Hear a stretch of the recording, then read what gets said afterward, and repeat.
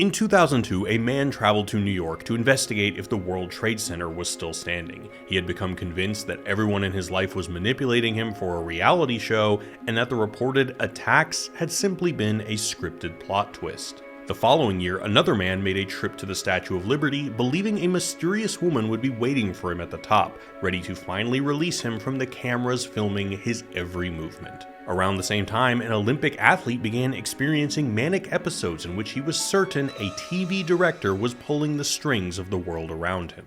The movie at the center of all these delusions is, of course, The Truman Show, the 1998 Jim Carrey film about a regular guy who discovers his life is a staged reality TV show. This movie is always a treat to revisit. In the years following its release, psychiatrists began noticing a pattern among patients, that they were adopting the premise of the film as their own. They believed that they were the star of a globally broadcasted reality show and that everyone around them is acting, a clinical phenomenon known as the Truman Show delusion. But why this movie? Why not other films where characters discover their reality as a lie? The Matrix, The Island, Logan's Run. What is it about this particular film that is so intoxicating to the paranoid mind? The easy answer is narcissism, that the premise of being the unwitting star of a beloved reality show flatters the fantasy of being the center of the universe. It feels like the whole world revolves around me somehow. But you could say something similar about other films. In The Game, every personal encounter, every scenario is staged for Nicholas. In The Matrix, the viability of the entire system hinges on the path of a single chosen individual. In Vanilla Sky, an entire reality is rendered exclusively for a single dreaming brain. The narcissistic premise alone doesn't quite explain why this film became a psychiatric phenomenon. So there must be another reason, and I think it has less to do with what Truman discovers than with how he discovers it. He isn't guided by a mentor who reveals the truth like in The Matrix, Dark City, or The Island. He has to figure it out all by himself, and when the cracks in the illusion begin to form, the only tool he has is his past. He goes back through his memories, finds the moments that never quite added up, and excavates the truth of what's really happening to him and who he really is. This idea that our past holds the key to our true selves is not some timeless human instinct. It's actually a quite recent invention, one that's so deeply embedded in the modern understanding of the self that it's barely even recognized. And I'd argue The Truman Show gets inside people's heads not just because it offers a narcissistic fantasy, but because it dramatizes the exact process our culture has handed us for the task of knowing ourselves, a process that, for one philosopher, has made our minds dangerously fragile. Well, to break that down, we'll have to take a trip down to Sea Haven, dissect the psychiatric literature on The Truman Show delusion, and talk a little bit about M. Night Shyamalan's bad era. Let's dive in.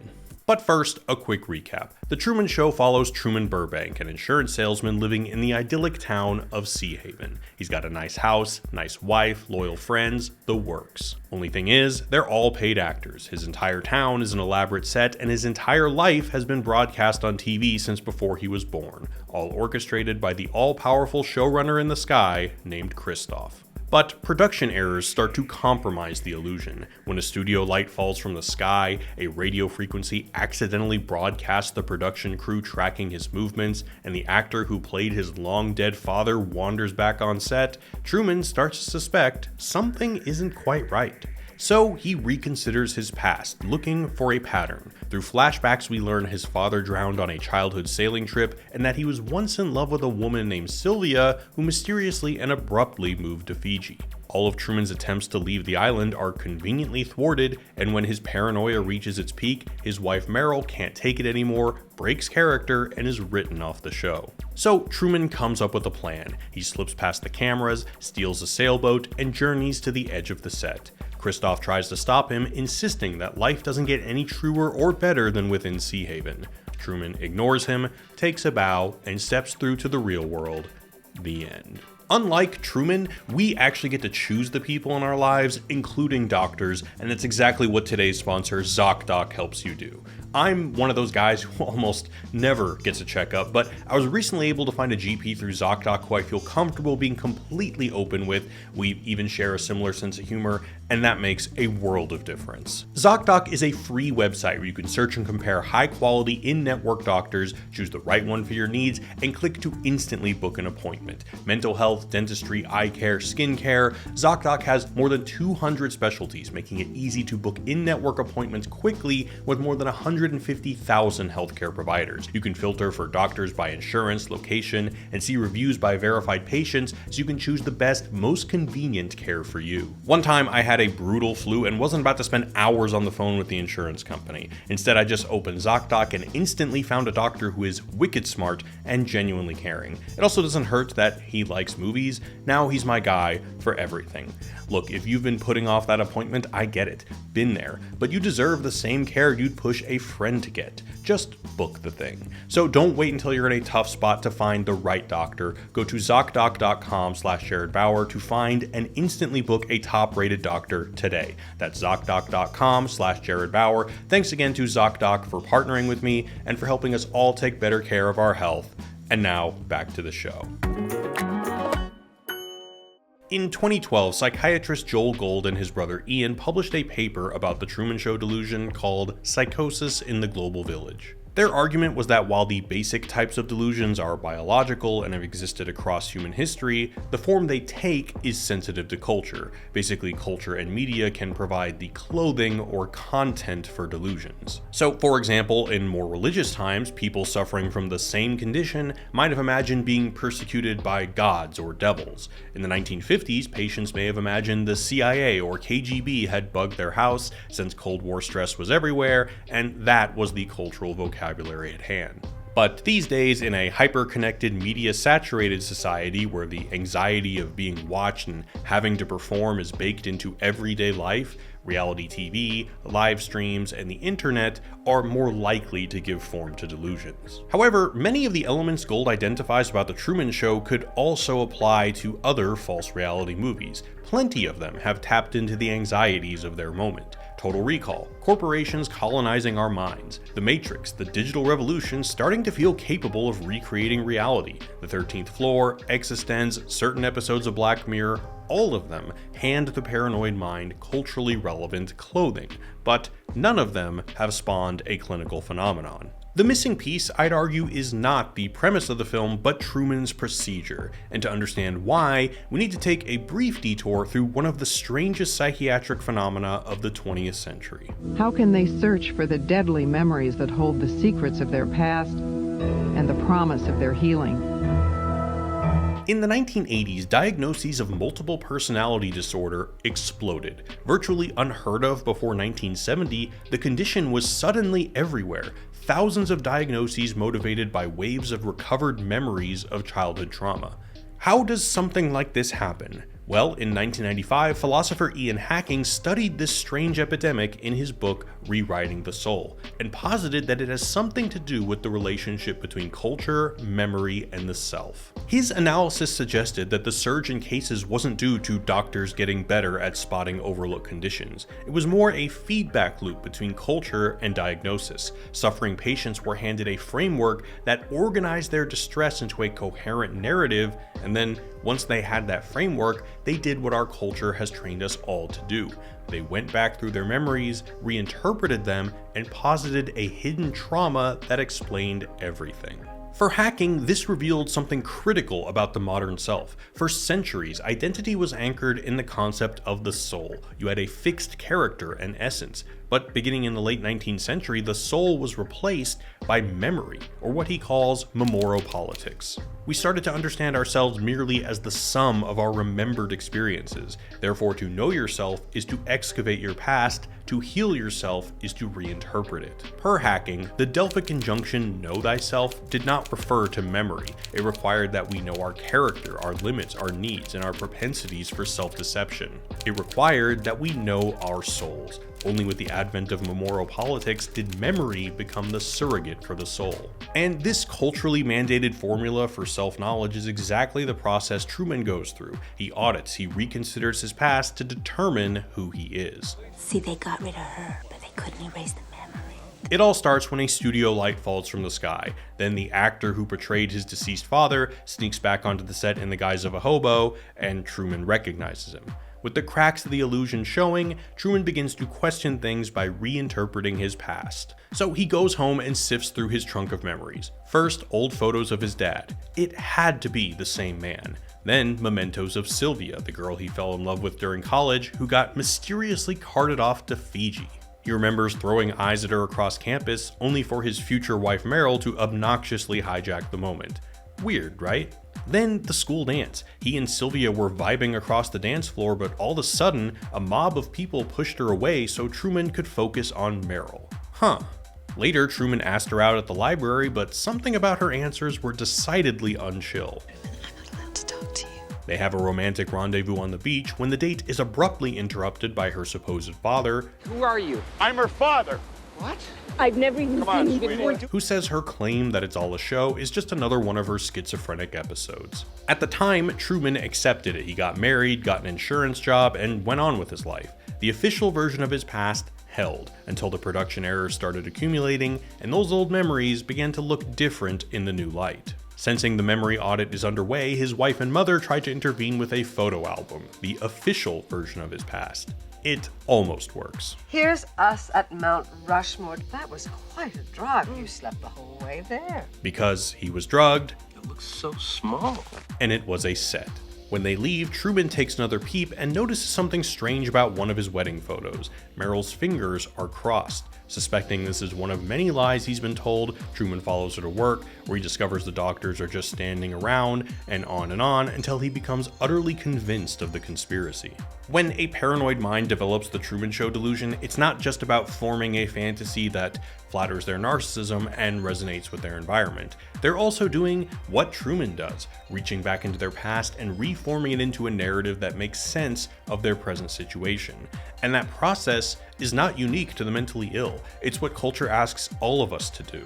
One of the dangers of the secularized soul for hacking is that your identity is only as stable as your memory. If our memories constitute ourselves, then whoever controls the interpreting of memory, therapists, courts, cultural narratives, hold enormous power over who you are. A secularized soul is dangerous because it's exploitable. In fact, the most powerful means of control over Truman are the instillment and maintenance of interpretations of his past. It ranges from mundane things like the insistence that he hates to gamble even though he's never tried it.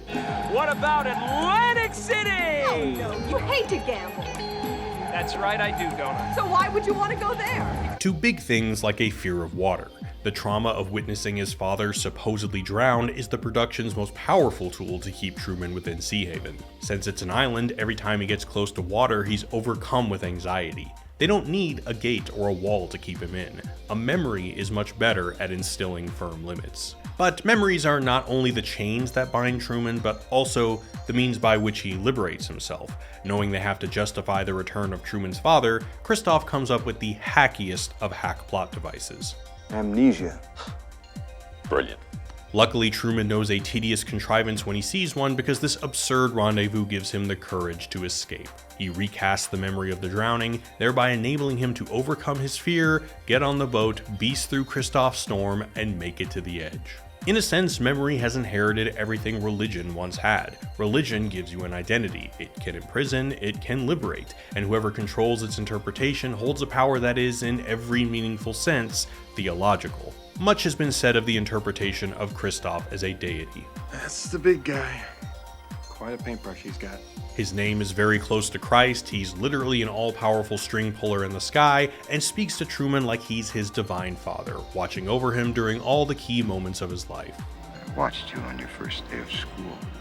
The episode when you lost your first tooth. But gods control people with belief systems, commandments, promise of meaning, threats of damnation, etc. You can imagine another version of the story that's more in line with a movie like M. Night Shyamalan's The Village, in which it's a manufactured mythology that keeps its inhabitants too frightened to ever want to leave. But this secular God doesn't need to do that. He doesn't need Truman to believe in anything outside himself. He just needs him to keep telling himself the same story about who he is. Hacking warns that if the soul is just a narrative, then that means it's entirely editable and the modern mind extremely fragile. Once things start going wrong in life, you start looking for new ways to rewrite yourself to fit better with your current struggles. The Truman Show for these patients becomes one such appealing framework, or what hacking called a semantic contagion.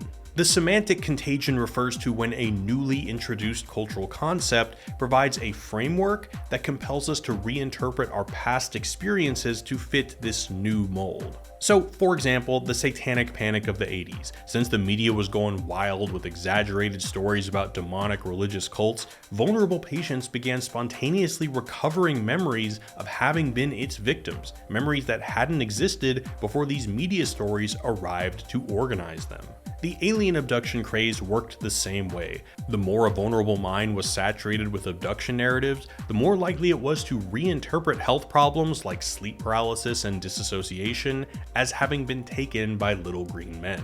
The Truman Show is one such potent semantic contagion. It's got the two big ingredients, the cultural resonance and the procedure. It builds off the highly cultural relevant language a la reality television and the key to defining the secular soul, reaching back and reclassifying our memories. While the Truman Show delusion is a rare condition, the thing that makes it possible isn't rare at all. Every one of us is doing in some form what Truman does. We go back through our lives, find the moments that never really quite made sense, and hold them up to whatever new light culture has provided. We call it healing or growth, and yeah, sometimes the process really is valuable. But the problem for hacking is that this process has no stopping point. There's no limit of how many times memory can be revised and rewritten. This is what makes the modern soul so precarious. When identity was grounded in something external, in God, in fixed social roles, the self had an anchor that existed outside the story you told yourself about yourself.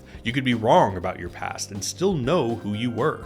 But without that, we hand enormous power to whatever framework steps in to organize those memories. And these frameworks are everywhere. They're generated by social media algorithms and sold by savvy influencers. They're found in therapy offices, self-help books, political movements, and yes, even in movies like The Truman Show. And if hacking is right and the self is fundamentally a narrative we construct from the raw material of memory, then understanding how narratives work is more than just a form of entertainment. The same conventions used to dissect a film, the way a story frames its protagonist, the way it assigns meaning to events and themes, are the same tools the mind uses to construct an identity. We're all susceptible to the seductions of a good story. Per hacking, the doctrine that memory should be thought of as narrative is an aspect of moral politics. We constitute our souls by making up our lives, that is, by weaving stories about our past by what we call memories. To think critically about stories, then, is to become at least